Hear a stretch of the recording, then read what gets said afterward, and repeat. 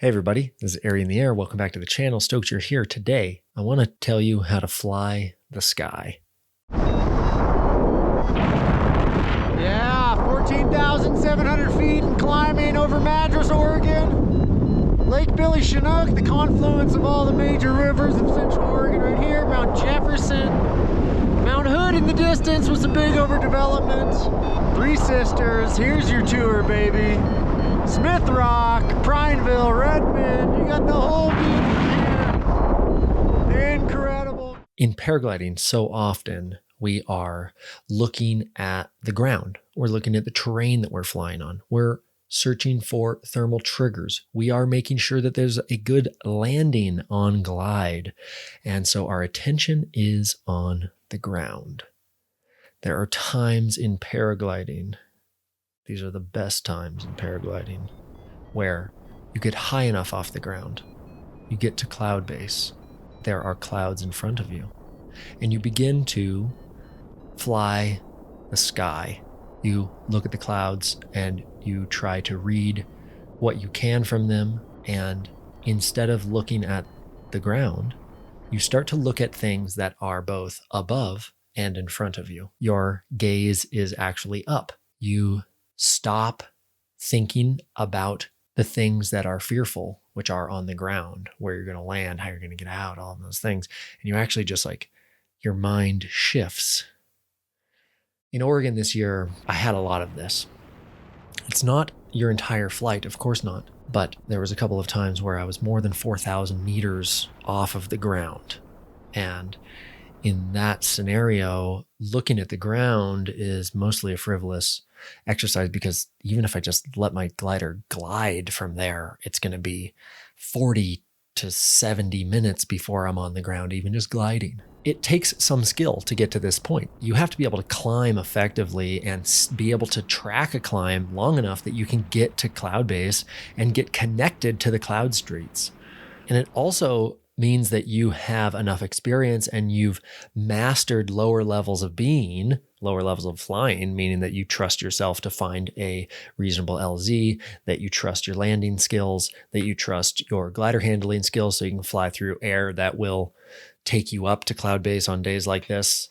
So there's a number of constituent parts and there's a number of layers that it takes for a person to be able to fly the sky. But the analogy here that we can draw to our lives is that it is possible to transcend and find ourselves in states of being that have us focus on radically different sets of things, right? So if you're scratching around all day, every day, right? You're not trying to upset your boss by demanding your pay raise. You're not trying to upset your girlfriend by bringing up those things that she does that you really don't like.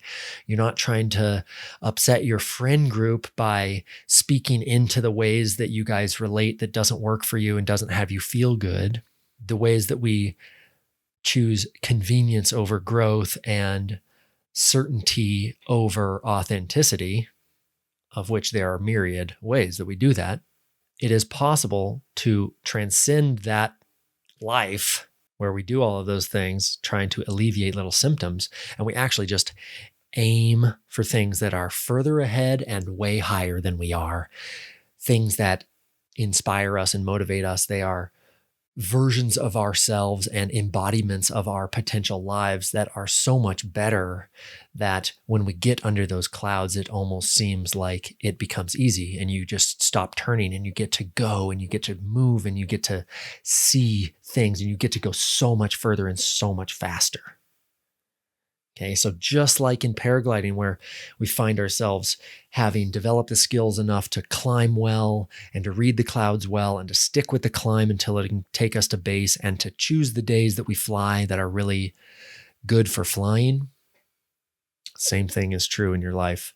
If you build up the skills that allow you to get real highs and also choose consciously to aim at things that are higher and further ahead than you are, states of being and ways of being and live, your dreams and your potential, then completely different states of experience are possible where you can go so much further, higher, faster, and enjoy it way more.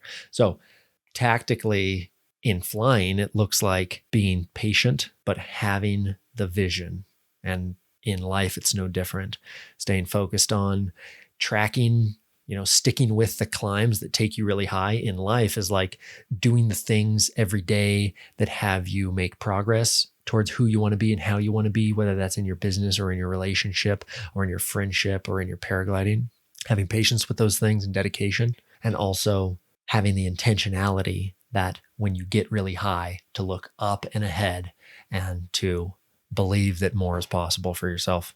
So as a means to try to help you guys get high enough that you can look forward like this, I've got a paragliding men's group that is launching on November 1st. It's by application only. Some of the highest level American competition and cross-country pilots are already involved. And we're men who are diving deep, relationally focused. But I'm also doing a number of master classes for free I want to give to you guys who can't be a part of the group, and teach you guys some stuff that'll help you in your paragliding in your life. So stay tuned to my Instagram and here on the YouTube channel. If you want to be a part of that, then subscribe and make sure you turn on the bell notifications, because I'll be posting here when those are ready to sign up for, okay? Fly safe, fly happy. See you soon.